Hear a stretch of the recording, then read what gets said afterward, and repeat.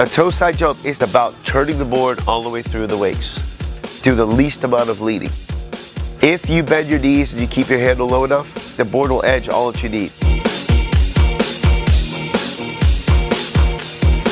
And first thing is to do the jumps with a long line length. Make sure it's long enough that you only land it in the center of the wake. Then when you go to 2 wakes, if you don't have the line length short enough and you land on top of the other wake, you take a face plant. You have to put the line definitely short enough so you can easily clear the 2 wakes. Shortening the line, fold it in half, go around, underneath, and over top. And what happens is you pull, it tightens itself. When you want to undo, it comes off very easy. And then once they get their confidence in getting over the wakes, then you bring it back either half, which is 2.5 feet, because most takeoff loops are 5 feet. If your line only goes 55 feet, you might need it 40 feet for the first couple times on the toe side. Make the wake-to-wake jump, then bring it out in like 3-foot increments, or 5 foot if you're bold enough. But the thing is, if you crash a few times, shorten it back up. Toe side is literally done by making the rope shorter. That's all you need. Edge out, meaning bend your knees, turn the board. Whenever I say the word edging, you have to think that. Bend your knees, turn the board. If you do this correctly, you do not lean over. Shoulders towards the boat, bend your knees, handle low, turn the board. If you use good form going out, then you bend your knees and you squeeze the handle back down in. Make sure the handle's always down and in just before you go to cut. Then you turn the board back in. You should not have to change anything of your body position.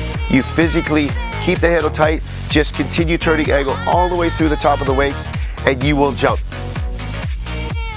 The one thing is 100% clear, the handle is to the left side of the body if you're left foot forward, or right side if you're right foot forward.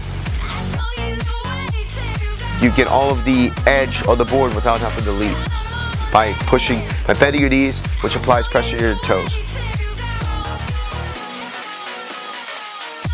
To go bigger is to keep the handle even a little bit closer and tighter, and then you turn the board a little more aggressive, and then you apply where you push with your legs, just the same if you were jumping off the ground. Okay, you push with both legs equally. Okay, that does a simple, smooth push with 2 legs, you'll jump wake to wake. The ultimate best is literally to turn the board really well, good handle control the whole way through, and ollie the board off the top of the wakes. Common problems on the toe side, tricking your body not to lean. If you're leaning over and you don't change that, you hit the wakes and you fall forward. So the next problem you'll have is you come in, you don't turn enough angle, you don't get enough speed, your body's leaning over, then your body gets there and says, I don't like that, and it jumps back. The next thing you know, you're on your heels, as opposed to staying more upright and turning the board all the way through the top of the wakes. Make sure you turn the board, keep your body upright all the way through the wakes. That'll keep you from falling over or leaning over.